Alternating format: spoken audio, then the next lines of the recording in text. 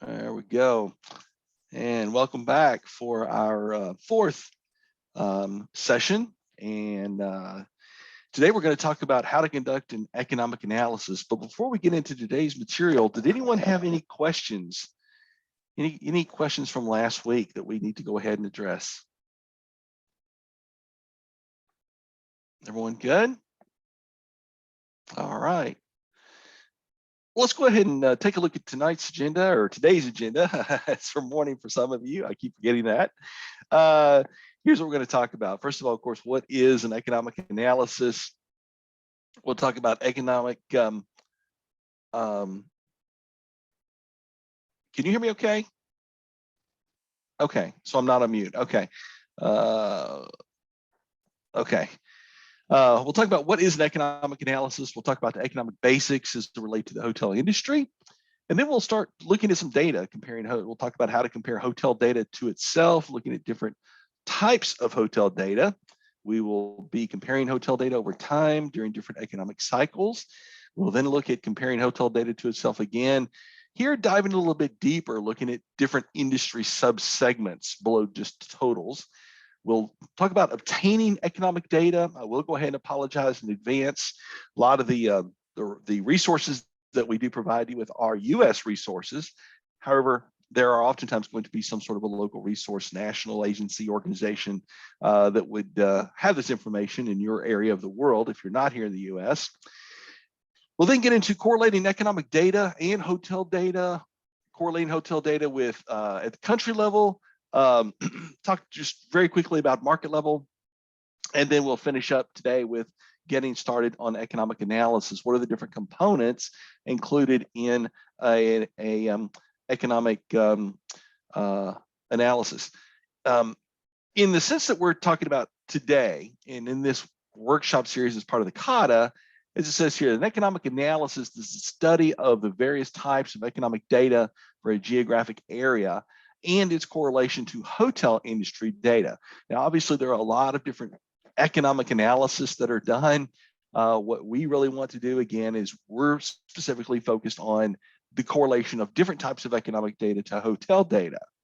We're going to be using country level information, economic data, and performance data in our class today.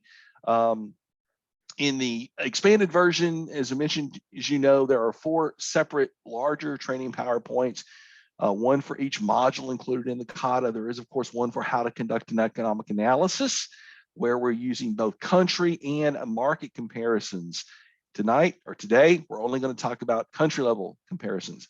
There are various types of relationships between different hotel performance data and economic data, and of course, and we're going to look at some of the different types of hotel metrics like demand and ADR primarily. We'll also look a little bit at occupancy and supply as well, and comparing it to lots of different types of economic data. So first of all, I guess we should define what is economics, right? And since there really is no sort of universal accepted answer, we give you the textbook answers here, right? If you Google what is economics, this is probably what you're going to see, isn't it? The production, the consumption, and the distribution of wealth. Yeah, okay. Sounds like it came out of the textbook. There's another one for you. The human choice and the utilization of scarce resources. That sounds pretty good as well. The third one explains why popcorn is so expensive at the movies. I'm not sure if you're familiar with that book or not. It's actually a pretty good one. Why popcorn is costs so much at the movies and other pricing puzzles. It's written by Richard McKenzie. It essentially explains the issue of pricing and pricing dynamics and how different changes in pricing affect the economy in different ways. So it's a great, if you haven't read it, it's an interesting read. Economics as it relates to the hotel industry. Often hotel industry professionals or students are learning economics from a business professor. I know that's where when I took my macro and microeconomics courses, it was in a business school. And typically those business professors they're not familiar with the hotel industry at all. So they are in no way drawing comparisons and talking about the economics in the hotel industry specifically. The goal of the training here is to connect the dots between different economic basics and the hotel industry. We appreciate the valuable input that we received from many professors and that have really assisted in putting together this and reviewing some of the information in this module of the CAHTA training. Many of you may know Professor Woody Kim at Florida State University. He's been a great resource, as have several other professors. Let's look at economic basics as they relate to the hotel industry here. First, let's talk about some of the different types of metrics, of course, that are available and that we're going to review. Raw data, right? We know what raw data is, things like rooms available, rooms sold, and room revenue. We know what the key performance indicators, occupancy, ADR, and RevPAR. And then we've talked in just every session now about the importance of telling the story, right, with the data. We start with the raw data. We're looking at supply and demand, and then we're going to drill down into our KPIs. First looking at occupancy. As we know, occupancy is a result of supply and demand. We're going to then look at ADR and then followed up by RevPAR. Of course, that combination of both occupancy and ADR. Different types of data that we can look at. We're going to be looking at today a lot of primarily monthly and 12-month moving average data. There are there are other types of data, of course, that we can look at for analysis. Daily data perhaps could be useful. Group and transient, that could obviously be very helpful. Things like weekday and weekend. And as we know, all of these are available and included in our trend reports, aren't they? This is an example looking at raw data and a key performance indicator. Here we're looking at U.S. room demand over several decades, and we're bringing into the same graph here occupancy as well. So absolute occupancy and then room demand. And as you can see here, the connection there between things that are happening in demand and how they directly impact things that are also happening with occupancy. Other multiple time periods that are available and could be looked at. We've talked about monthly, 12-month moving average, running 3-month, year-to-date, quarterly, annual. This is all things that we talked about when we went through the CHIA training, isn't it? We've given you there some of the different pages in the trend reports. I wouldn't, pay too much attention to those page numbers or tab numbers there, because if your trend is slightly different, those tab numbers may be off just a little bit. But really, the point we want to get across here is there's all these different types available to you that can be included in a trend report, okay, just by asking. We're familiar with the format of these. Here's an example of a quarterly tab, quarterly data that's included in a trend report. And oftentimes when we're looking at correlating different types of data, especially data that comes from different government sources, we know that is often released on a quarterly basis. So this may be a tab in that report that you need to refer to for your analysis, right? Quarterly performance data there. We've talked about the first thing here, data methodology for aggregating raw data. We've all discussed that in earlier sessions. There at the bottom, data smoothing isn't really something we've mentioned much. There are really two ways to smooth data, or to do data smoothing, if you will. And one of those is really easy, and that's to use running 12-month data out of a trend report. And we know that running 12-month data is the average, the running average, or the moving average of the prior 12-month period. And it's going to remove those seasonal distortions that we see in monthly data, those sharp spikes and drops, right? Another way of smoothing data is to use seasonally adjusted data. Now, if you're not familiar with the process for seasonally adjusting data, you can use your monthly data. And there's a link we provided here. This is actually to Duke University, and they provide a really good explanation to help you understand seasonally adjusted data and kind of the methodology for doing that. But if that is something you'd like to see, that's something most of our presentations at STR, especially if we're showing a longer historic performance trends for an area, we're going to use the running 12-month data.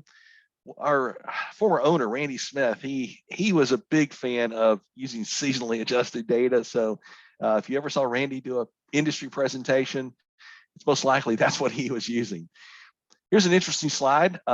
This is looking at RevPAR, and we're showing you here on this single graph all three methods.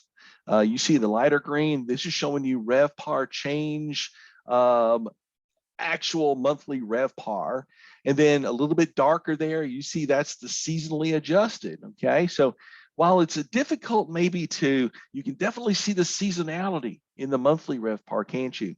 A little bit less so is in the seasonally adjusted data. And then of course, when we're looking at the 12-month moving average data, which is going to smooth out the seasons there and the monthly performance, it gives us that nice smooth trend line, doesn't it? So it's very easy to see, but it does take maybe some of the important things that we want to see in the data, right? And I'll point out two areas here I'm particularly talking about, and that is if you look at 2001, if you compare there the 12-month moving average line to the seasonally adjusted line, you really don't see the overall impact there, do you? In the 12-month moving average as you do in the seasonally adjusted data. The same thing if you move to 2008 and 2009 and you look at you see more of the immediacy of when that decline happened, right? In late 2008, in the fourth quarter of 2008. And you don't really see that. You kind of have that lag effect when you're using the 12-month data, don't you? That you don't have when you're using necessarily the seasonally adjusted data. And so when things start to head up or things are starting to drop there, our peaks and our valleys are not as significant, perhaps, and noticeable when we're using one compared to the other one. Let's talk about percent changes. There are really two types of percent changes that we're often using. Year over year, that's the most common used, I think, in the hotel industry. That's all of STR's reports are comparing year over year, prior year. You can also do period versus prior period. And for economic data, that's often what is done, right? They're comparing perhaps, fourth quarter to third quarter, or, something like this. So it's just a little bit of a different way of presenting it. So wanted to mention that here. Percent changes versus actuals. I don't think there's anything necessarily there I need to point out to you. This is pretty, I think, obvious there. This is a neat little graph here too. I guess there is one, that last bullet point, where percent changes either positive or negative, go up or down, and the rate of growth of the actual metric is slowing or speeding up. And that's really what we're trying to show you here when we're looking at supply percent change in the dark red here. This is US supply change. And then we're comparing that to the actual supply in millions of rooms. And you can see that grow here, right, over the years. And you can see here, when we're looking at supply percent changes, you can see how significant it is when the growth starts to speed up and then when it starts to slow down, when it increases and when it decreases. You can also see the impact, if you go down then, that has on actual supply, can't you? And while supply may still be positive here, it dropped from about a 4.5% to 5% growth year over year down to about a less than 1% growth. And that did have a significant slowdown effect, didn't it, on total US supply numbers. Here's looking at average daily rate, same thing, percent changes, comparing those to actuals. There are a couple of terms there, and we all use these. I'll throw some of these out, talk about peaks and valleys, really the value of the metric at the top and the bottom, when it spikes, when it drops. Duration, that's the number of months from top to bottom or from 0 to 0% change. So we'll take a look at a few graphs here in just a few moments where one of our metrics has gone up. We've seen an increase from flat, it increases, it goes back down to 0 or maybe goes negative. And when we're talking about duration, is that duration of that growth period or the duration of that decline, really, again, from 0 to 0. Difference, or the premium, that's the difference between the top and the bottom. And then indexing, something we want to, we'll also have some couple of slides here where we're indexing performance over time.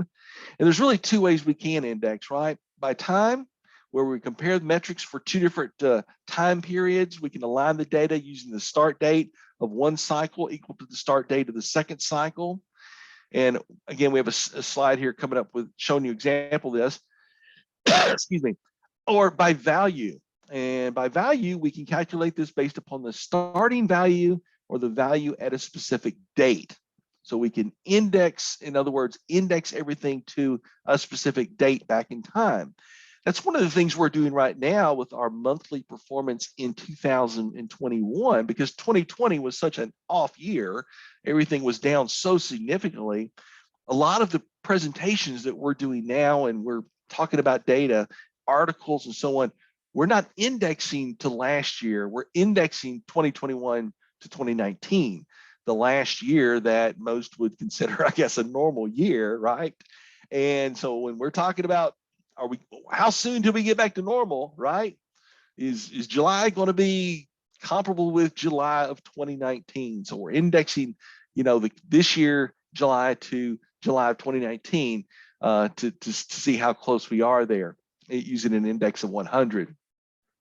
So here's some examples of RevPAR and indexing over time.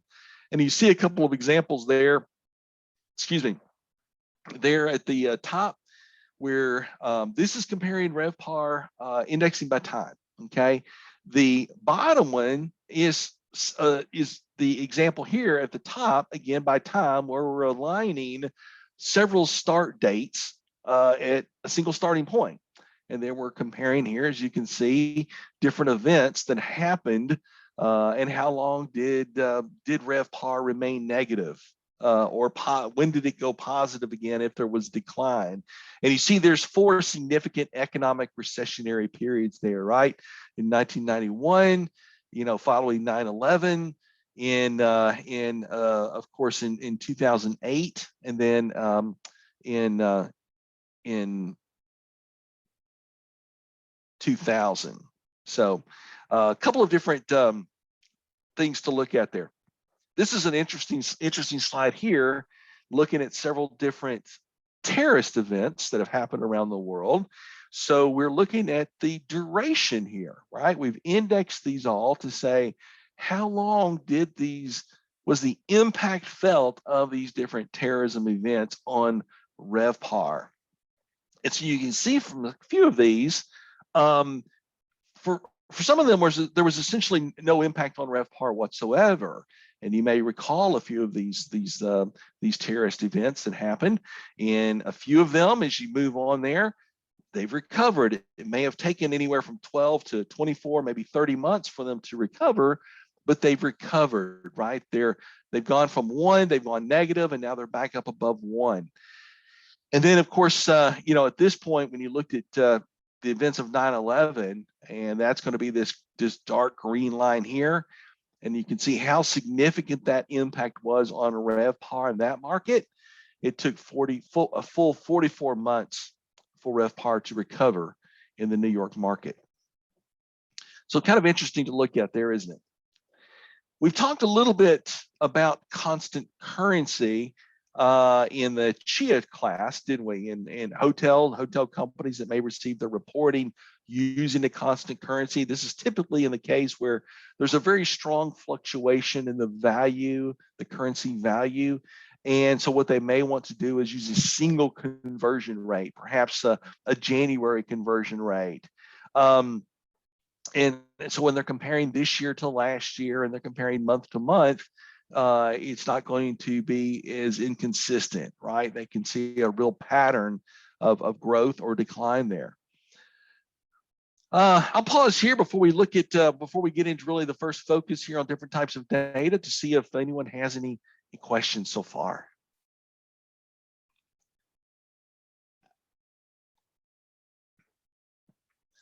All right.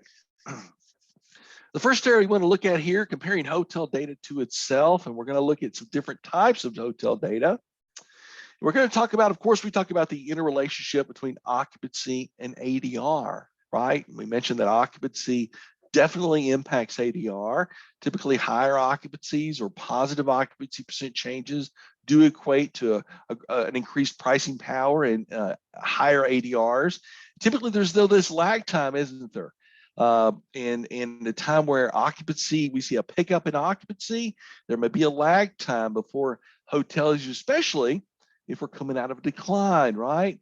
Hoteliers are a little less bold, aren't they, in increasing those rates. So there's typically this lag time in the amount of time before we see ADRs increase as well. There are also various external impacts upon ADR as well. OTAs, in transparency, sharing economy, ADR recovery in most recent recovery is weaker than previous recoveries. We actually wrote that text before 2020, obviously, so that's a game changer, of course, right there. ADR can impact occupancy, right? We certainly ran into examples. We see examples of overpricing situations where hotels have outpriced themselves, and that has had a negative impact on occupancy, hasn't it? There are a few exceptions here, and we look back in time, history here. This again is looking at the United States occupancy and ADR percent changes. And there are a few periods here, and obviously we've drawn your attention to those with our arrows. If you go back to the 90s, that was a really interesting period here in the United States. And you'll notice there from about 94 to 2001, where we saw actually a decline in occupancy. For a number of years, we were seeing negative year-over-year occupancy percent change, but during that same period of time, ADRs were positive and very positive, right? Upwards of 5.5%, 6% year over year. We see the same thing happen then in the mid-2000s, leading up to the recession in 2008. You see this decline in occupancy, but at the same time, what are we seeing? An increase in ADR. Now, with that first one, it's sort of interesting. There was fairly strong demand during the mid-90s, but for those of you who may have been around in the industry then, I want to ask you to raise your hand. I might date you, okay? But we know what was happening during that time. We were building a lot of hotels, weren't we? We were opening a lot of hotels, a lot of new brands were introduced, a lot of new fresh brands. And those new fresh brands had the ability to charge a higher ADR. So while occupancy was taking a hit because of all the new supply, that influx of new rooms to sell, what was happening with ADR? It continued to grow. We saw something very similar to that happen in the mid 2000s when the economy was going strong, before 2008. And same thing, you know, the introduction of several new brands coming online, new boutique hotels, they were really kind of exploding out the gate, weren't they, at that time? And while rates were going up, occupancies were going down. And I mean, you look at the from 2012 through, you know, the most recent pandemic, start of the pandemic there at least, in early 2020 here, a little bit of a difference there, isn't it? Both of them positive, but headed in a slightly downward direction. There's also this interrelationship between demand and supply. An increase in demand can spur an increase in supply, although this is always very interesting to look at as well. Why? Well, because of the development cycle and that lag due to the development cycle. You know, we know that the development time for hotels, for an economy hotel, for a mid-scale hotel, you're maybe looking at about 2 years of development time. For an upper upscale to a luxury hotel, if we're talking a larger convention hotel, that could be 5 or 6 years. So by the time we see an increase in demand, and then the supply engine starts going and they start saying, okay, we've got the people traveling now, where do we need to build all these hotels? They put things in motion, but what happens? Yeah, those hotels aren't open their doors until 3 or 4 years later. And then what happened? What's happened by then? No telling, right? No telling what's happening 4 years from now. No one, you know, has a crystal ball that clear where they can positively see what's going to be happening maybe 3 or 4 or 5 years down the road. What typically happens is we're building into a downturn, isn't it? That's exactly what happens. And so we've had a lot of situations like this. You see a couple of those here again.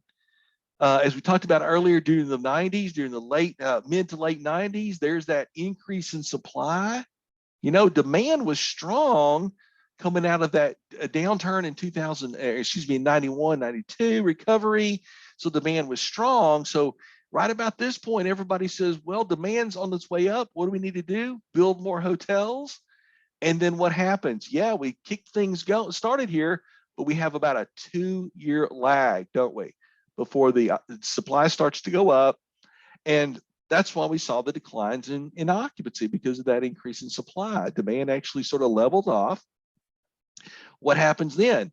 Well, we've built all these hotel rooms at the end of the 90s and early 2000, 2001, just in time for what? Yeah, the drop in 2001. You got it. Same thing happens here, doesn't it? Demand starts to increase. Everyone says, let's build hotels. What were we building here? A lot of big convention center hotels, big box hotels, right? What happens? 3 to 4 years later, the demand is now on the decline, leading into the drop in 2008. And what are we doing? We're opening new hotel rooms, right? Which ultimately sent a lot of those projects into deferment or even abandonment, didn't it? And then the same thing here, you know, sort of learned our lesson, didn't we? But we saw a sharp recovery there with demand. And supply. Actually, we've done a very good job as an industry, at least here in the U.S., maintaining the new supply growth, thankfully, leading up to what we've seen this last year. This is talking about the interrelationship or the contributions between different metrics here, looking at supply and demand and how they contribute to occupancy, and then occupancy and ADR and how they contribute to RevPAR. I probably don't need to read these for you. I think these are somewhat intuitive for this crowd. Let's take a different look here. Let's jump over to China. Let's look at China now. Going back, this is just about a 7-year span here from 2013 to 2019. Let's look at some raw data here in the form of supply and supply percent change. We can see what that looks like there. And then let's overlay that with demand during that same period. Actually, obviously borrowed this from a colleague in our Beijing office a few years ago, because I thought it was interesting. The demand, look at the demand trends during that same period of time. Now let's look at the impact on occupancy. Notice before we show you this, notice what's happening with supply. Supply from 2013, when it was really high, we were at about 7% year-over-year growth. It slows down gradually to about a 4% growth, which is still, you know, significant, isn't it? But quite a slide there over that 6-year period or so there. And then, but you see, demand was somewhat erratic, wasn't it? Spikes here in 2014, 15, drops again. And I say drops, it's still positive. And then really is strong 2017 and 18, very strong demand cycles there. Let's look at occupancy now. All right. You can obviously see demand, and it's how it impacted occupancy. But what you also notice there is the impact of all this new supply. While demand was still positive, they were seeing demand at 4% growth year over year, but what was happening with occupancy during that same period of time? It was down here at -2 to 2.5, 3% year over year. Why? Because they were building a lot of hotel rooms. Now, when we had some equilibrium here, when supply and demand were essentially pacing along at the same levels, what happened with occupancy? Well, it kind of did the same thing. It kind of leveled out right about flat, almost zero here, didn't it? For about a half a year. When we continue to see supply slow down and demand continues to then increase again, what happens with occupancy?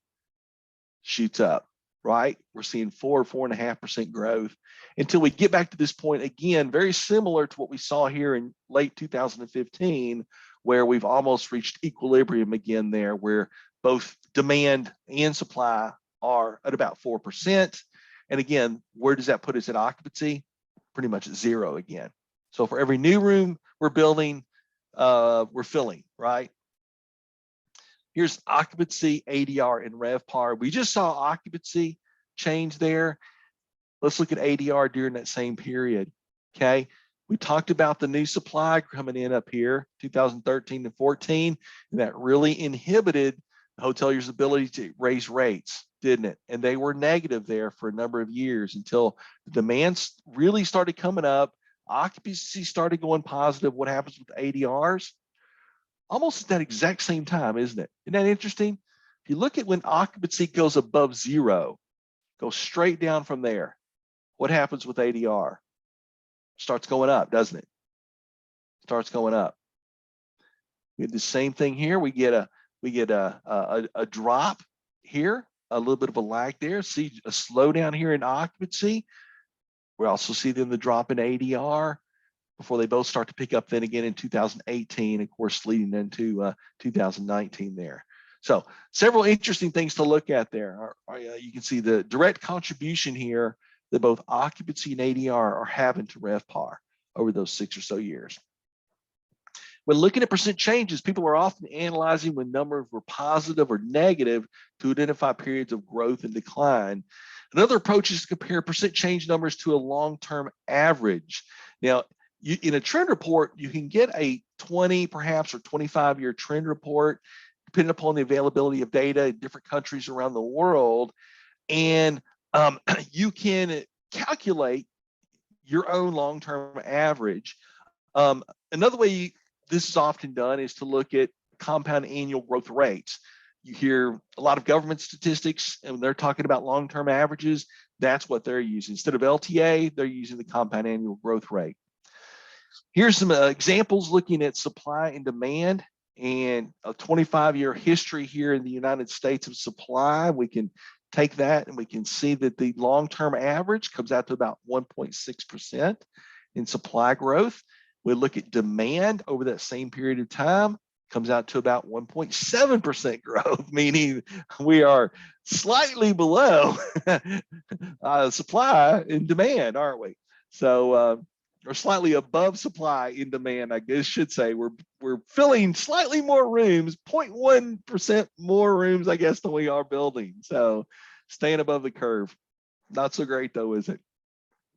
You can look at the historic actual ADRs and RevPAR numbers to see the increases and decreases over time. And if you adjust these numbers for inflation, you can see real growth. Inflation adjusted data gives a very different and a very valuable perspective. And again, we provided you with a link here to Duke University where they explain how to adjust for inflation if you're not familiar with the method for doing that. And we sort of explain it here as well with this fourth bullet point. Let's take a look at some data here. This is interesting, I think. This is looking at actual ADR by scale, along with the total US line put in there for comparison. That's the gray line. And this is in here for a couple of decades. And let's take a look. This is, again, actual ADR, okay? You look here at economy hotels, you can see that there's really very little increase from 1989 all the way through 2000, end of 2015. Or into 2016, very little increase in ADR. Same thing here with mid scales, upper mid scales, slightly more, a little bit more here as we continue to move on up, right? Upper upscales here in the green. The most significant increase, of course, is the luxury chains, right? We were at about 125 US dollars on average to over $300 in 2016 in ADR. Now, when we adjust for inflation, it's a very different story, isn't it? While we saw a modest increase in in ADR among the economy hotels here, you do see that that is slightly moving up. When we adjust for inflation, what do we have? It's actually less, isn't it? It's actually less. Inflation adjusted dollars in 1989 and the rate in 2016 is actually less now than it was 3 decades ago. How about that? Look at the same thing with mid-scale chains. Very little increase in upper mid-scale chains. Same thing here. Upscale, upper upscale chains. Really, again, the only one that's seen any significant increase is the luxury group. and not the increase that we saw before. Here, it's about going from just below 125 to, what do you call that, 160, as opposed to actual rates where it was going from about 125 up to over 300. That's pretty interesting, I think. I don't know. All right. I'll pause here again and see if anyone has any questions before we move on.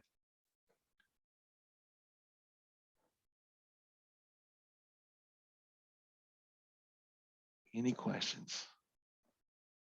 And I do appreciate your comments in the chat box as well. I don't always get to read all of them. I try to catch some of them, but those are very good.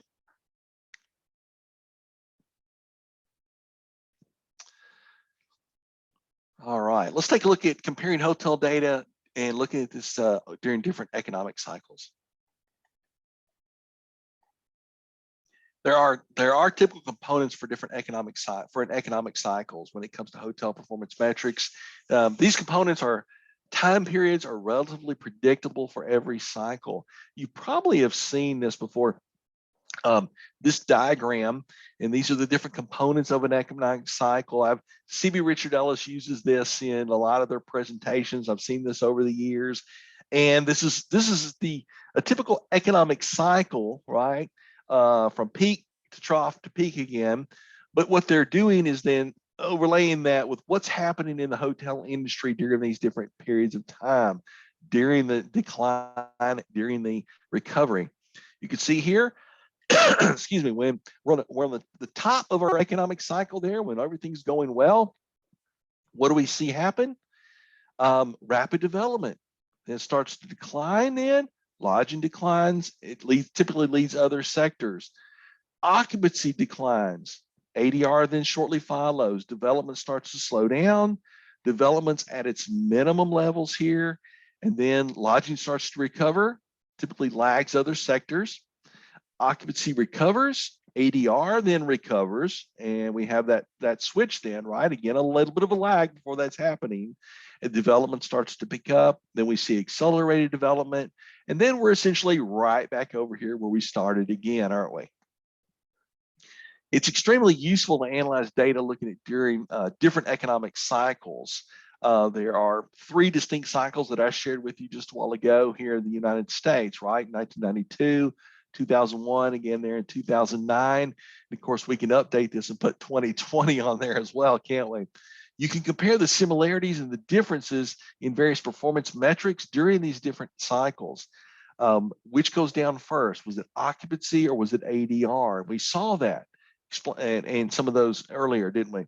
You can compare the peaks and the troughs, or the valleys, whatever you want to call them, the tops and the bottoms of the various cycles. You can also compare data for various segments during those cycles to see, for example, when we looked at the chain scales, which ones were impacted first, which ones went down first, which ones came back up first, and then so on. Which one was second, which ones were third. Here's looking at supply and demand. Again, we saw this earlier and drawing attention again to those different economic cycles of 92, 2002, and then 2009. And of course, we have put most recently then 2020 on here as well. And it just, yeah, it's abysmal, isn't it? Here's looking at ADR and occupancy. And, you know, I pointed this out earlier, and I think this is sort of interesting. Again, look at these different cycles here. And let's go back here to 1992 and let's look at occupancy. And we see that occupancy was positive, and then it peaks, and then it starts to decline. Okay, we see a similar thing happening with ADR, right? It kind of peaks there and it starts a slow descent. But right about here, right, is when it really starts to decline. Let's take that point and go straight down. What's happening at that same time? That's actually when occupancy goes negative, isn't it? When occupancy goes negative, if you go straight up here, that's when ADR begins its descent. Same thing over here, okay? What happens here with occupancy? Well, we've already discussed this earlier, this decline we saw in the late 90s in occupancy. Goes positive for a bit, and then it starts to decline. Right about here, when it goes negative, what happens with ADR? Goes straight up. That's when ADR started its descent again, didn't it? Same thing here. This is very noticeable. Let's go to the end of 2008. Look at 2008. And by the way, occupancy had already started to decline earlier that year. All right, the same thing in 2001. It wasn't 9/11 that started the decline in demand. That actually started in February of that year, not in September, by the way. Look at here the impact when it goes negative again. Occupancy goes straight up from there. And what do we notice with ADR? It's at that point that panic sets in, isn't it? It's when, even though it's soft, even though demand is softening a bit, occupancy is softening a bit, it's a little bit weaker, but it's still positive. We're holding out hope. But then when it goes negative, hoteliers hit the panic button, don't they? And they're like, uh-oh, we gotta put heads in beds and we gotta do something. And that's when the discounting begins, doesn't it? And you can see how significant that discounting has been from 92 to 2001 to 2009. It's more significant every time. Now, you can't even compare what happened with 2020, but you can obviously look back at the 3 periods before that, the downturns before that, the economic recessions, and you can see that each time it just becomes more and more severe, doesn't it? And every time, by the way, what do hoteliers say? We're not going to do it next time, don't they? We've learned our lesson. Don't hit the panic button. Don't start discounting room rates. The next time it happens, yeah, they do it again. So the recovery, excuse me, recovery portion of the economic cycle is complicated and important to understand. When people think recovery, they generally mean a return to the prior high point before the downturn. The first metric to recover is typically demand. Then occupancy is impacted by the increase in supply during the downturn. We saw that earlier, right? What happens here? We typically are building into those downturns. So we have an influx of supply while demand is generally at its lowest. So when demand recovers, occupancy is impacted. So occupancy then will start to recover with that demand. Then typically ADR is going to follow with a bit of lag time. And then finally, the contribution of both of those is going to cause RevPAR to go up. And then we're in a full recovery. This is something that we put together looking at recent events. This is in cooperation with our partner in our forecasting, and that's Tourism Economics. Indexing to 2019. I mentioned earlier, this is something that we're looking at and saying, okay, if 2019 is our base, if that's our index of 100, how long is it going to take for our KPIs and most importantly, RevPAR to get back to normal? You see the demand line there. You see the decline in demand here. You see the occupancy, the ADR, and the RevPAR. Now, this occupancy is based upon total room inventory. Now, that is something that we've done this last year. We've really used 2 methodologies to look at this at STR. We've said, let's use the standard methodology that does take into consideration closed hotels. The hotel closed because of the pandemic, that supply was out, then we're going to base our occupancy on that. Another method that we looked at was total room inventory, and that was taking the assumption that no hotels closed because of the pandemic. If those hotels were still open, what would occupancy actually look like because of the decline in demand? So this occupancy you see here is based upon total room inventory, okay, TRI methodology. And then the purple line is really the one that we want to look at, right? And say, okay, how long is it going to take for RevPAR to get back to pre-pandemic levels as they were in 2019? You see in 2020, we lost about half. In 2021, we're slowly recovering. 2022, getting a little bit better, 23. We're not looking at a full or even close to full recovery in RevPAR until 2024. Probably not what you like to hear, right? This would be really interesting. As far as I know, we've only looked at this in the United States, or I've only seen a graph like this here in the United States. This would be really interesting, I think, to look at elsewhere in the world as well. You know, every country is going to be unique in this regard, isn't it? as they've recovered at different paces. All right, comparing hotel data to itself, here we're going to dive a little bit deeper, looking at different industry subsegments. We're going to be comparing hotel data, things like transient and group data compared to the total. That's really an interesting to look at, isn't it? Really valuable to analyze this different types of data to see how they contribute to the total. We're going to compare the metrics like demand and ADR. We can analyze this over time and looking at it during different economic cycles. We can compare the differences between transient and group demand and ADR occupancies. Let's take a look here. This is going back to 2004, and this is showing you some recent history as well. But let's go all the way back here to 2004 and sort of follow the trend line here.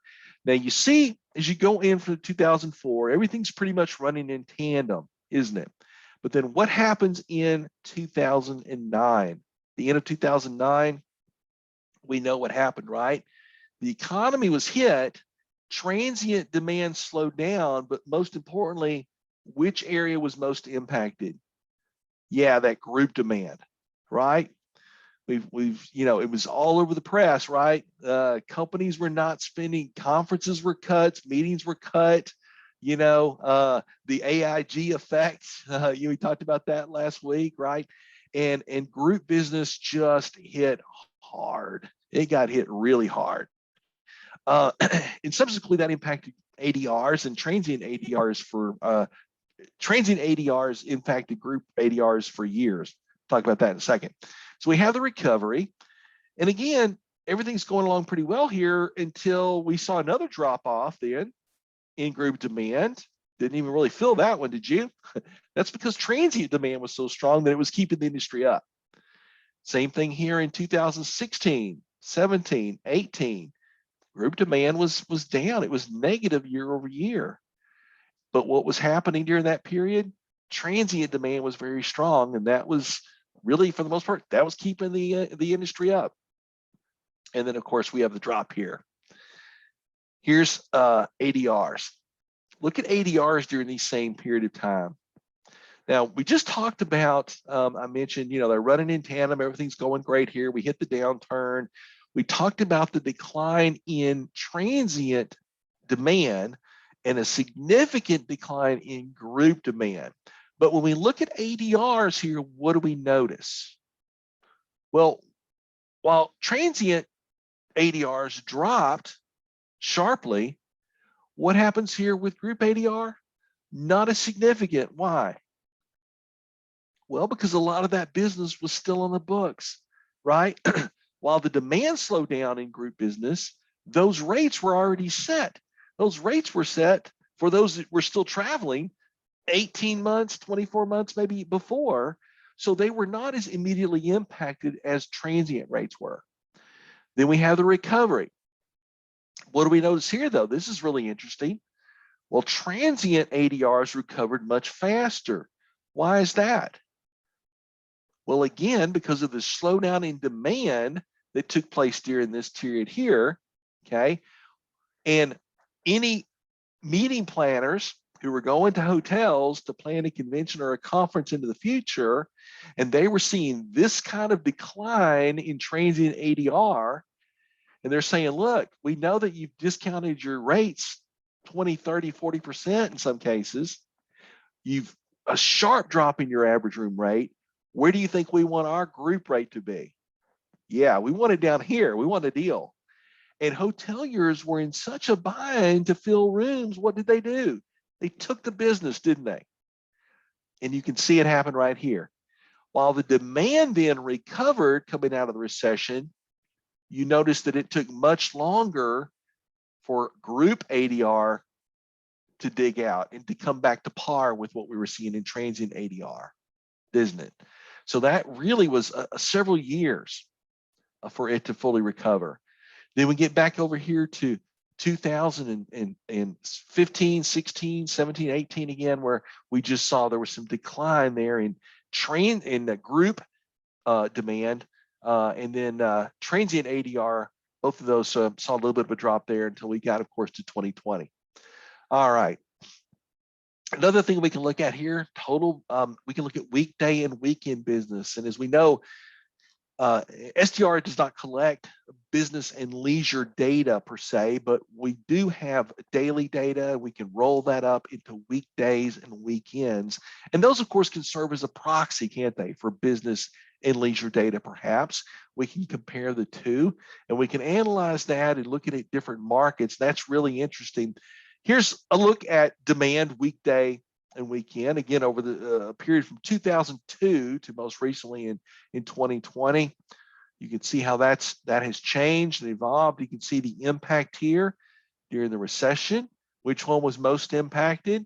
Well, it was weekday, wasn't it? Business travel, meetings and conventions and conferences. That's where we were seeing the most impact during this period of time, isn't it? And then we see the recovery. And again, everything's pretty much running on tandem, isn't it? On par with each other until we hit 2020. Here's looking at average daily rate. Same things, right? So it's sort of interesting, isn't it? It can be really valuable to analyze data for scale or class as well. You can compare different classes to each other or scales to each other. You can combine them if you need to. You can look at things like full service and limited service. You can look at things like luxury scale or luxury class hotels compared to all other scales and see if is there a significant difference there. So you can do all kinds of fun stuff with this data in your analysis. Here's a look at doing that. This is luxury demand compared to over the 3 decades there. Luxury demand compared to non-luxury demand, so everything else, and then of course total demand. And you can see different periods of time where luxury demand has either significantly grown, and that was going into 2001, right? The late 90s there. Sharp increase in luxury demand. Again, a sharp recovery. It seemed that there was a lot of kind of, really pent up high-end travel and luxury travel during this time right here. And then when things started to recover, boy, did they recover, right? They really did strongly. You see then as you get over here to 2008, same thing. What happens? Yeah, we see the decline, but then we see this really sharp pickup. An incredible recovery there, well ahead of all other scales, and which really helped pull the industry up as well. And then the same thing here with ADR. And you can see the depths that ADRs fell among the luxury segment in comparison to all other segments during those same periods of time. Here's a look at China. And what we did with China was we grouped classes together. We grouped sort of two groups, high end and low end. Luxury, upper upscale and upscale classes together, and then upper mid-scale, and economy classes together. That's going to be the light pink. And then we're going back about 6 years or so here looking at supply growth.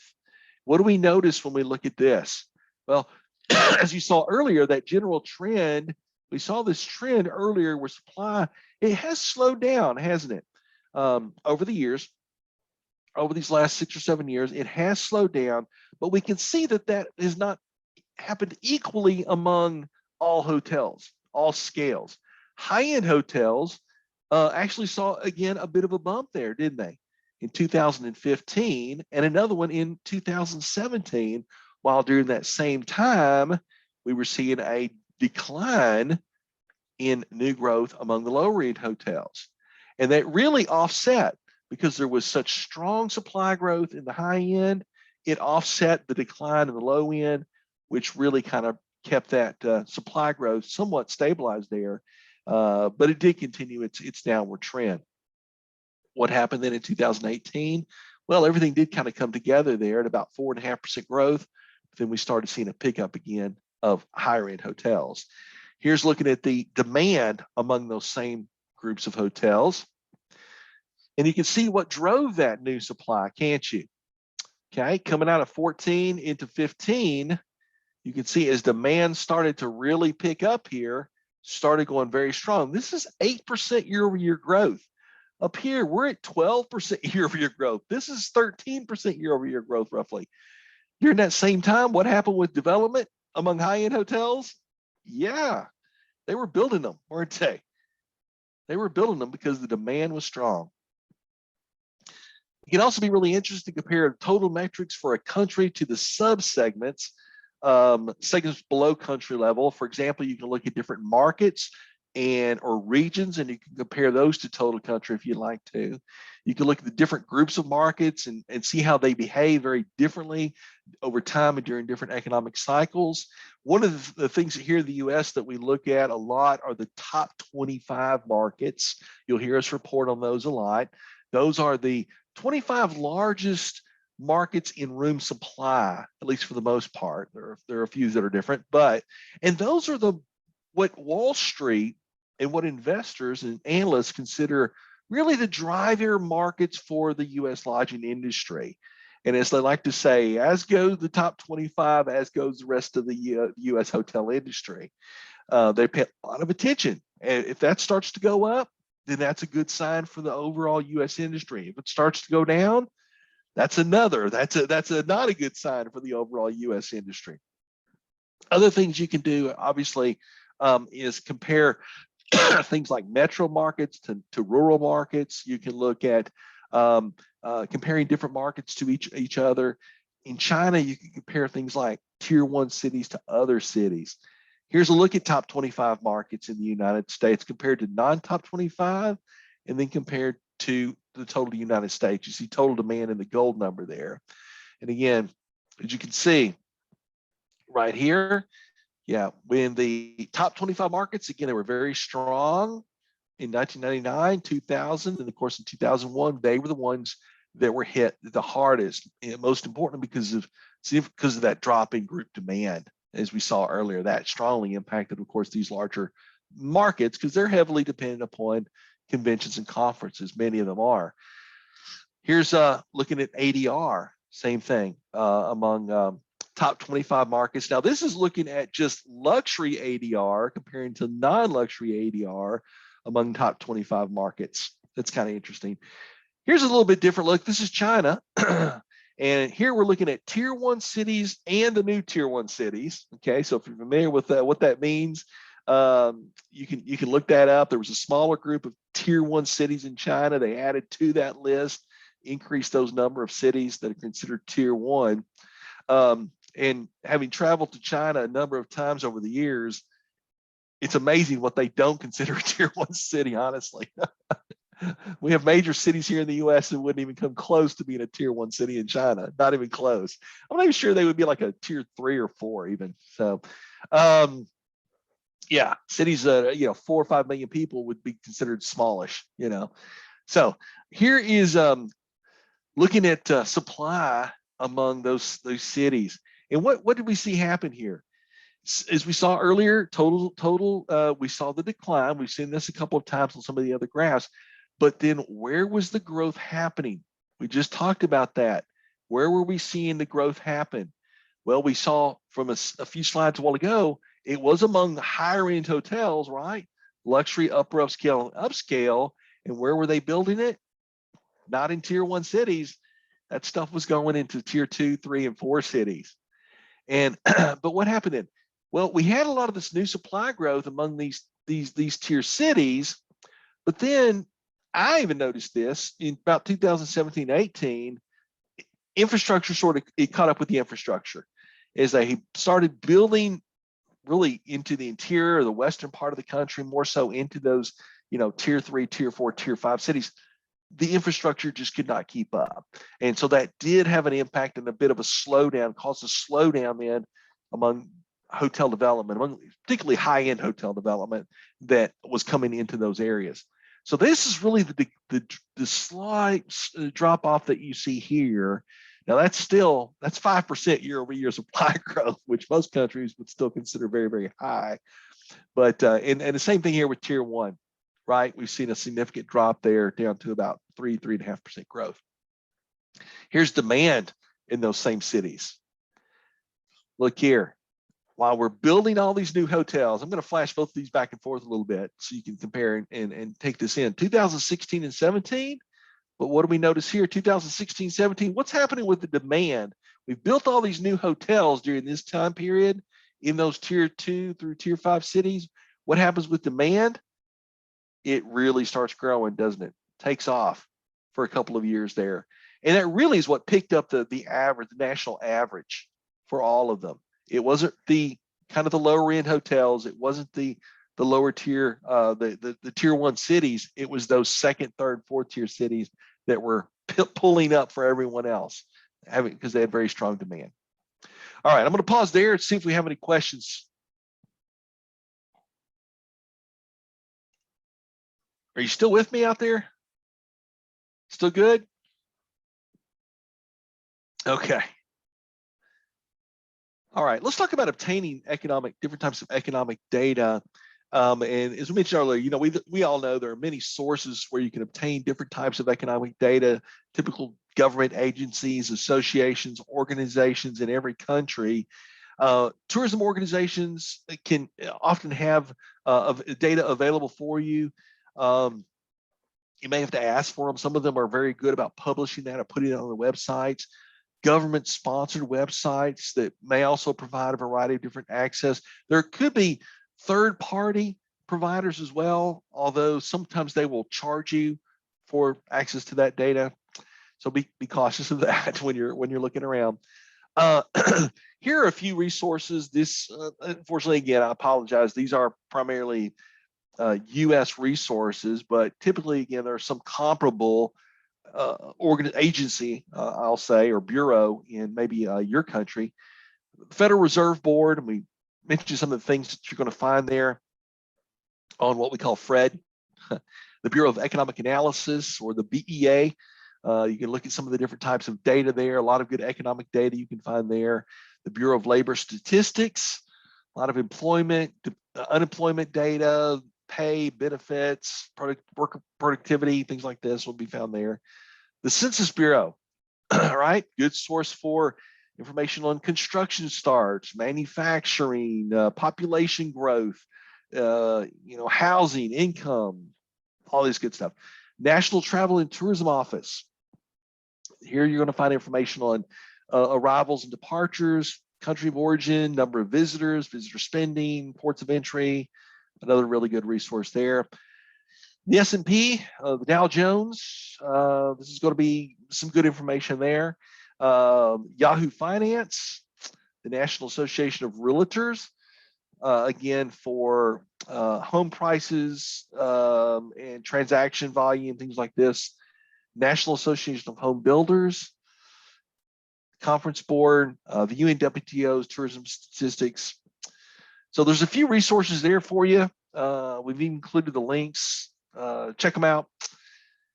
Let's look now, correlating economic and hotel data, correlation basics. Many people are actively involved when it comes to comparing economic data and hotel industry data. And here are some examples of some of the different types of economic data that they're looking at. They're comparing. You can see sort of a list. We're going to look through here in just a moment at several of these, comparing them to different types of hotel data. And we're looking for correlations. And correlations are used to really try and forecast the future and to search for things like important things like what is a leading indicator for something like RevPAR. There are different types of indicators, right? Really three: a leading, a current, or a lagging. A leading indicator, of course, would be something that happens before the broader market. So it could be a number of months ahead of the broader market. And those are the ones that people are really paying attention to, because they are the canary in the coal mine, aren't they? They're the ones that people want to pay attention to. There are current or coincident indicators, and these things are things that are happening essentially at the same time or very close to their overall market movement. And then there are trailing or lagging indicators, and these are changes that happen after the broader market. There is also two types of business cycles. And what we're talking about is when we're comparing some sort of a economic data, if we're comparing this economic data to some sort of a hotel data, and we want to look to see if it is leading, current, or lagging, but we also want to see, is it pro-cyclical or is it counter-cyclical? Pro-cyclical, of course, meaning that it is moving in the same direction as the sector. So As that sector goes up, as that economic data goes up, what happens with the hotel data as well? Does it go up? If so, that's pro-cyclical. If it goes down and hotel data goes down, that is also pro-cyclical. Doesn't have to be positive necessarily, it just means they're both moving in the same direction. Counter-cyclical means, of course, they're moving in opposite directions. So as one goes up, the other one's going down. All right. We've already talked about this a bit. Economic data available, typically country, easier to find, certainly more so than market or city level data. We do have a lot of the here in the US at least, a lot of the federal agencies will have data at the MSA level or the PMSA. That's a metropolitan statistical area. STR also tracks MSAs and we process that data. So if you're if you're doing some correlations there, we're looking at MSA data, let us know that you need the MSA, okay, or the PMSA, and we can do that for you, okay. All right, a few other economic terms we need to talk about here: chain dollars, inflation adjusted data based upon a specific date. Since 2009 is often used. I don't know if that's necessarily true, but anyway. Current versus real dollars, we talked about that. Real versus compared to inflation adjusted. R values, R values. That's not a term that if you're not an academic, you probably have never heard of an R value. Maybe a stats class that you took 20 years ago in college. But what is an R value? It measures the strength of the relationship between two sets of data variables, between the -1, which would be a negative or an inverse, and a positive one. The closer the endpoint to the endpoints, the more stronger the correlation. So a +1 would be a perfect correlation. And you can use the Excel correlation function, okay? You can use that formula in Excel to calculate this. Long-term average or LTA. You can also use the Excel average function to calculate the average. We shared some data with you earlier looking at that. You can use the monthly data. You can simply use the long-term average or the average function, I should say, in Excel, select the whatever month, whatever time period you want to look at, and it will automatically calculate that for you. All right, let's look at some correlating some hotel data to different economic data at the country level. Here again, a few things that we want to look at. Okay, we're going to compare different types of hotel data to GDP related type data, home related data, sentiment, meaning like consumer confidence, employee data, stocks, corporate data, and different types of tourism data. Check the attributes of the economic data, the types of data, the percent changes, the time periods that you have, and the start and the end dates. Check how the data is formatted also. Most hotel data is displayed in a column.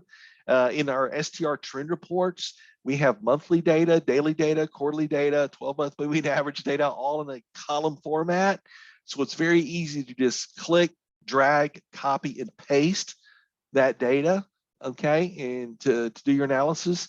A lot of the economic data, if it's coming from a government agency, perhaps, it is in a horizontal format, a row. You can use the Excel transpose function to switch that from a horizontal to a vertical format. I just actually had to do this with some data yesterday for a project. Real simple to do. Equals, click on your transpose, you can type in transpose, you'll select your data, close parentheses, hit enter, and it moves it from horizontal to a vertical format. So again, you've got both of your data, your hotel data and your economic data, then aligned in a vertical format, so you can start to do your correlations. When you have two columns of data in Excel, then you can enter, excuse me, the Corel function, okay? And we show you, for example, there how to do that. Equals Corel, there's your formula. You're going to select column A, row 2 through 100. You're going to select column B, row 2 through 100, to calculate your R values, or what is the correlation between those two sets of data. You can check for a leading or lagging correlation just by trying to offset the columns of data. So using that same Corel formula or function, you can try several offsets to look for the highest correlation. It'll calculate that R value for you. So when you reach, you can look at it, you can offset it by a month, 2 months, 3 months, 4 months, whatever you want to do, and then see where it has the strongest correlation. Okay. Let's look at some of the data now. This is the first one here, GDP, which we know is gross domestic product. A couple of other terms you might not be familiar with. I know I wasn't. GPDI, gross private domestic investment. Might need to look that one up. PCE, personal consumption expenditures, durable and non-durable goods and services, and exports and imports. Lots of good stuff we can look at here. Here we're comparing GDP growth to demand growth over 3 decades. What do we notice here? When we looked at our correlation, it's fairly strong. It's at a 0.73. Remember, a 1 would be a perfect correlation, and it's current. Okay, not leading, not lagging, but current. Here's looking at demand, comparing it to GPDI. GPDI, again, a little bit of a stronger correlation. Again, current. Let's look at personal consumption expenditures. When we talk about personal consumption expenditures, it gets into different areas here: durable goods, non-durable goods, and services. We give you some examples here of some of these different ones. So here's looking at demand compared to personal consumption expenditures. What do we notice about the correlation here? It's fairly weak, isn't it? It's a weak correlation. It's current, but it's weak. Digging into some of these other things now, this is kind of interesting, looking into durable and non-durable and then services, and then different areas within each one of those. Here we're looking at durables, right? Autos, furnishing, food and lodging, and demand. What do we notice when we compare those to demand? Well, fairly strong correlation, isn't it, among all of these? Autos, 0.92 with about a 1/4 lead. With furnishings, 0.97 with a 3/4 lead.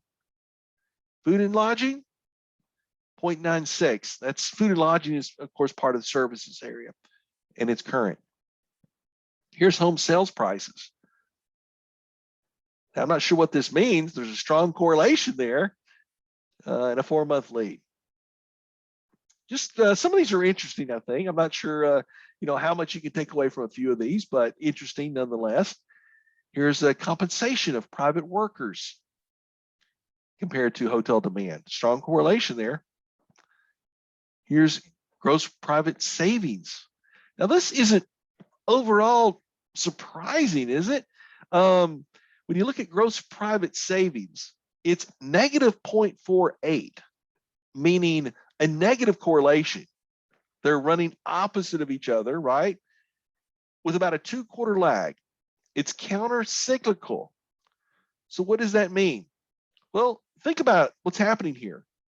This is demand, percent change, the dark green line. What's happening during this period of time? People aren't traveling. What are they doing? They're saving money, aren't they? They're not traveling. They're saving money. Okay. You like to think that's what's happening, right? And in fact, it is true. During these downturns. Now, of course, there are a lot of other things going on there, right? With the economy, right? There's a lot of uncertainty. There's a lot of concern about employment, personal employment, and security. So people are going to start putting away money, aren't they? They're going to start saving up. Like, oh, we've got trouble. Let's put some money away. But there's a counter-cyclical correlation here between these two. Interesting. And it's interesting to look at the duration of them. Here's employment growth and demand data. Okay. The value of new orders. Now, these are the values of manufacturers' new orders compared to ADR. A fairly strong correlation there, 0.82. And we're looking at an 8-month lead. Corporate profits in ADR. Very strong at 0.93 current. Here's industrial production index compared to ADR. Again, very strong correlation there.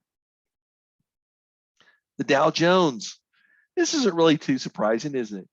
A lot of confidence in the stock market. Yeah, demand is typically going to, people feel more confident just in all areas of travel, don't they? For personal travel, leisure travel, or for business travel, everyone's feeling pretty good about travel at that point if the stock market's generally doing well. So 0.98 with a 5-month lead. S&P 500, same thing. Yeah, very strong. 0.95 with about a 4-month lead. International arrivals in demand, fairly strong again. Crude oil prices and ADR. Yeah, that's interesting, I think. I think it would be more interesting to look at demand than ADR, perhaps. So some of our takeaways from those, interesting stuff, right? Strong correlation with GPDI. It's current and pro-cyclical. Strong correlations between big ticket expenditures and home sales prices with ADR and demand. Strong correlation with sentiment or consumer confidence. Strong, some correlation with worker compensation and private savings. A strong correlation with manufacturers' new orders, and strong correlation with the stock market, as you just mentioned. And then some correlations with employment data. All right, I'm going to pause here. And before we move on, does anyone have any questions?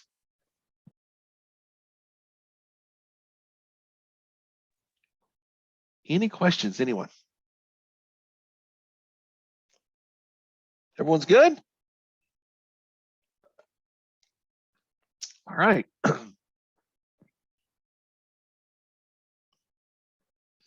All right. Real quick, we mentioned earlier, we were showing you some correlations and analyzing data at a national level. You can also, of course, do this at a market level.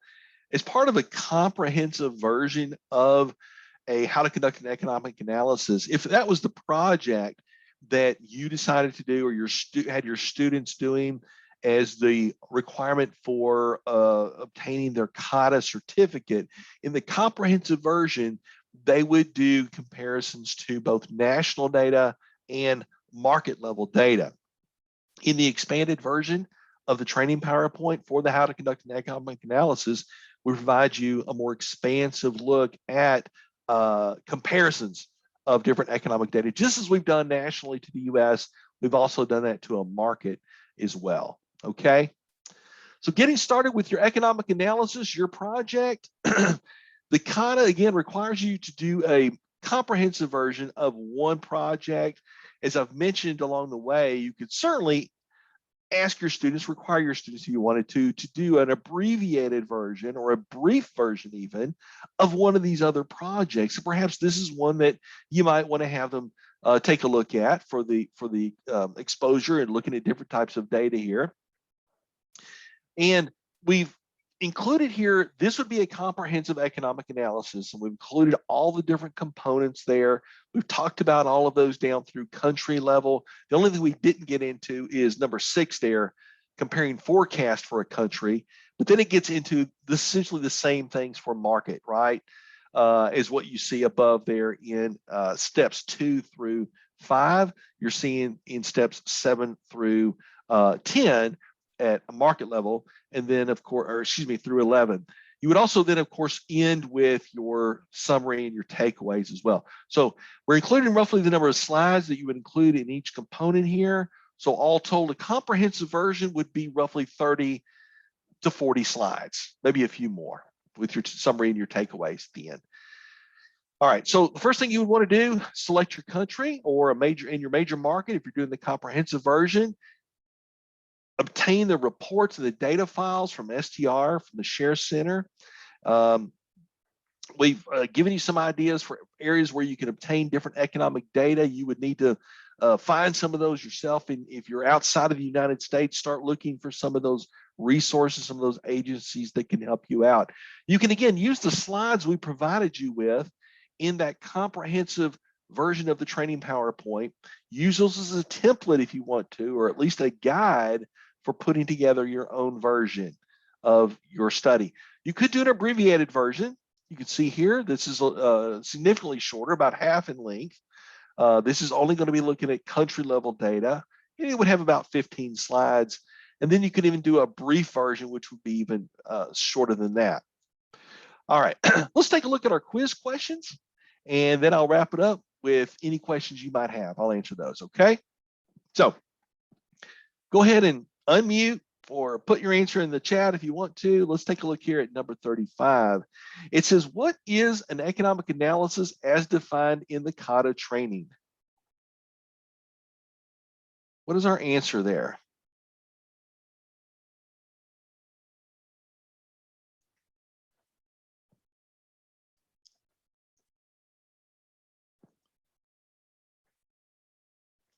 Come on, I want to hear from somebody. Let's hear from someone. All right, we think the answer is B. It is B, right? To study the various types of economic data for a geographic area and its correlation to different hotel industry data. Good. Number 36, data smoothing is often used when doing economic analysis. Which option below is one way of smoothing data?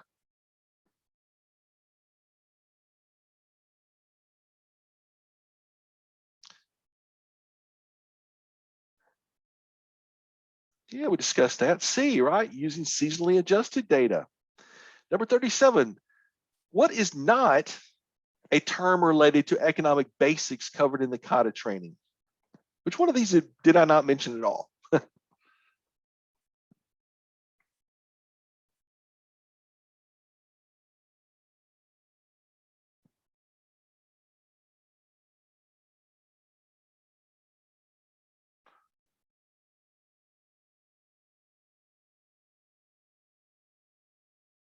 Well, talked about peaks and valleys, right? Talked about duration, talked about premium. The one I did not talk about, cycle count, the number of economic cycles. No, didn't really get into that, at least not as a term anyway, right? I never called it cycle count. Number 38, what is not a good example of when you might index data by time?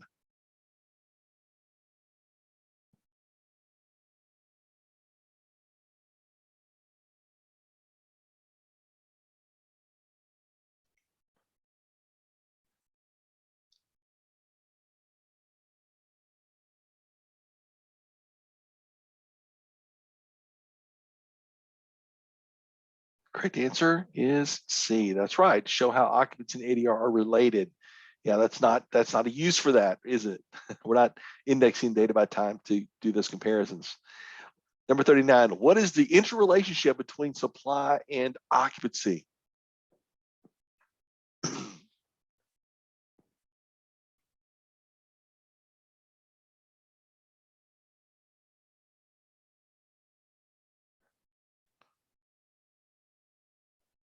like like option D.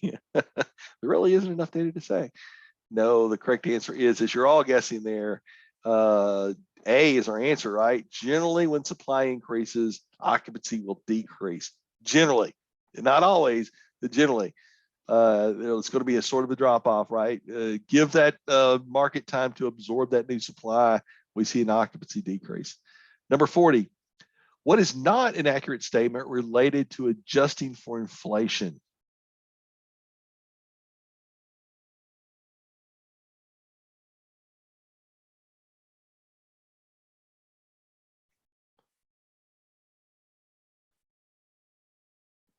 Correct answer here is going to be C. C says you only need to adjust for inflation when comparing ADR of two different countries. Well, that's not accurate at all, is it? Everything else is correct here. You can adjust ADR or RevPAR. Well, that's true, right? We can we can adjust for inflation there. You can get a better understanding of how ADR has changed when you factor out inflation.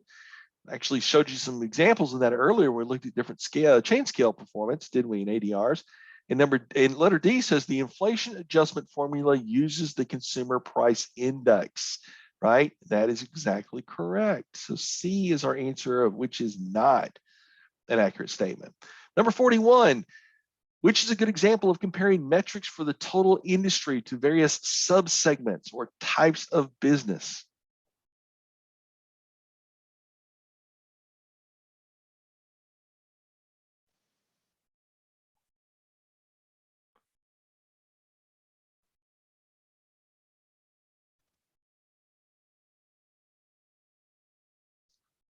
What do we think?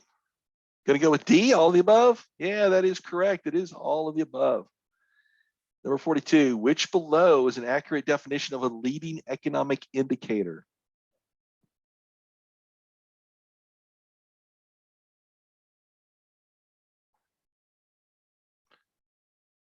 Leading, that's right. Yep, something that happens before the broader market. Good.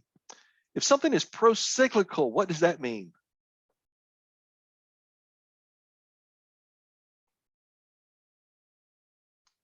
Pro-cyclical means that it is moving in the same direction as the sector. Good. Same direction. Counter is opposite. Same direction, pro.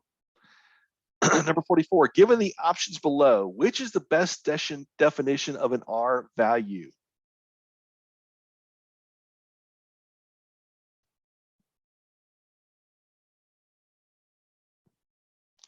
Everyone's getting this one right away. It is A, of course. It's the strength of a relationship or correlation between two sets of data variables. Very good. Number 45, which of the following is not an accurate statement regarding types of economic data that you can correlate with hotel data?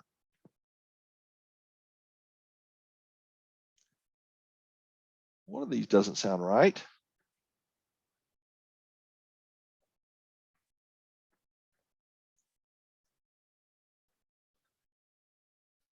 Well, the one I think that doesn't sound correct is this one, D. It's easier to find economic data for a market than for a country. Yeah, that's not typically true, is it at all?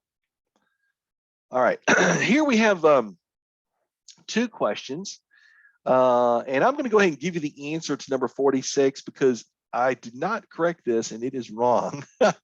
Let's go ahead and look at it though. Based on the graphs shown above, showing economic cycles here, which option below is correct? That's using this graph in the upper left-hand corner here.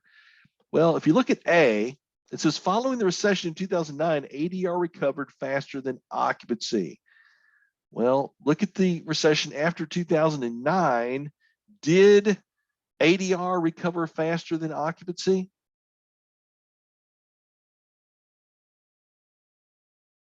Did it? No, it did not, right? Occupancy recovered faster than ADR. So that's not true. In the late 1990s, there was an interesting time when occupancy declined, yet ADR grew. Well, we looked at that earlier. Is that true?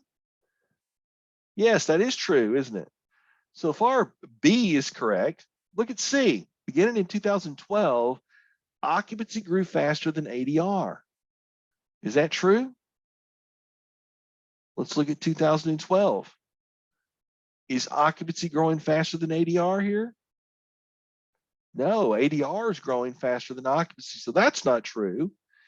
And in 2001, both occupancy and ADR were declining. Well, go to 2001. Were both of these declining?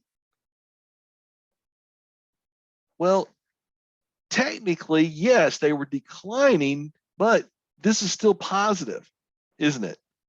It is declining, but it's not negative. This is still positive year-over-year growth in 2001. So we say that the correct answer here, not that they were incorrect, the others, I just wanted to explain those because I think they're a little tricky. And that can be a little bit misleading, I think, in a way. And I didn't want to do that to you. So correct answer here, in the late 1990s, there was an interesting time in occupancy. That's the clear winner, isn't it? Right here. Number 47, based on the graph showing ADR compared to home sales prices, which option is correct? That's using the graph in the upper right-hand corner here. Which one is correct?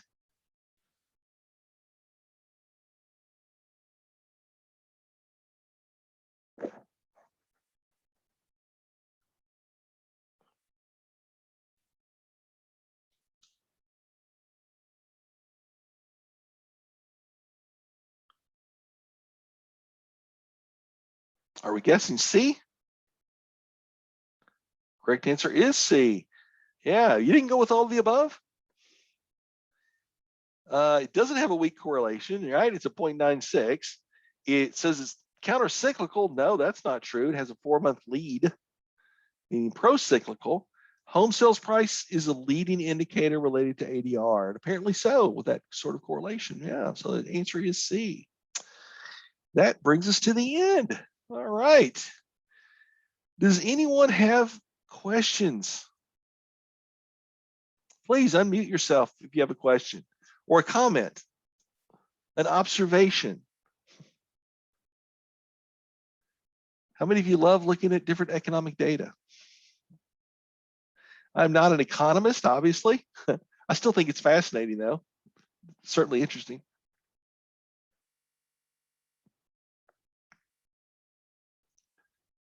All right, I'm going to go ahead and stop sharing. Do we have no questions at all? Nothing? Yeah, I do actually have one. Okay. Okay. So regarding the projects, so how do we go about when we all, our group members believe we are done? Okay. Where like, do we send you the email of our project, or Yep. how do we go about doing that? Yeah, once you've put it all together and everyone's looked at it and you're all good with everything, email it to me. Okay, cool. I can then go through, review. I'll provide you with my feedback. Typically, if there's something that is missing or maybe could be done in we'll say a different way. Okay. Now, pertaining to that, yeah. do we submit it as one group, or do we submit it individually within our groups? No, it all needs to be one seamless presentation when you put it together. Okay. Is that what you mean? Yeah, it should be all together in one presentation. Okay. And that's one of the things I'm saying.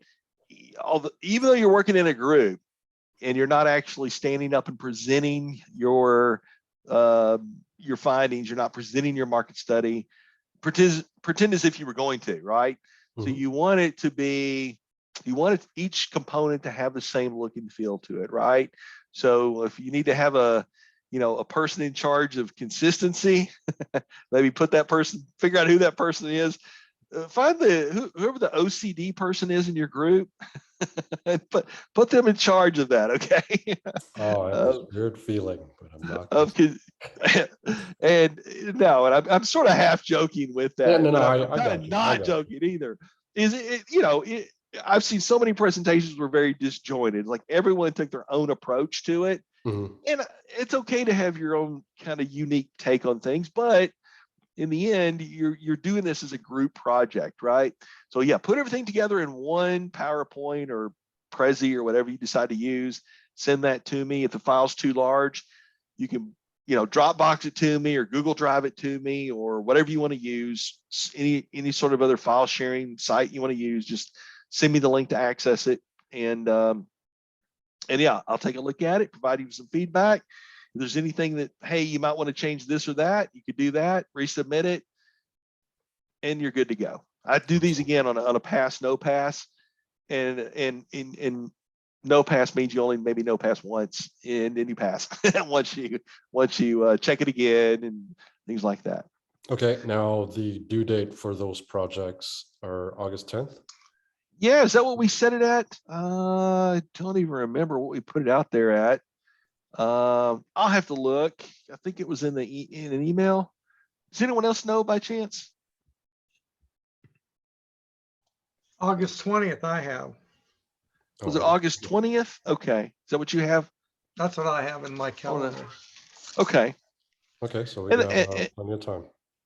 Yeah, and if you have 3 or 4 in your group, breaking that up shouldn't be a problem. But if it is, again, just let me know.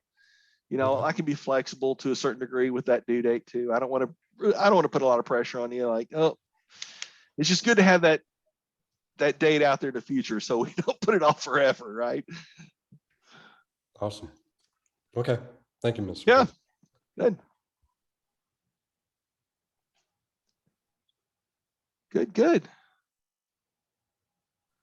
All right, well, you're going to get out a little bit early to today, all right, about 20 minutes. So, of course, next week is our last session.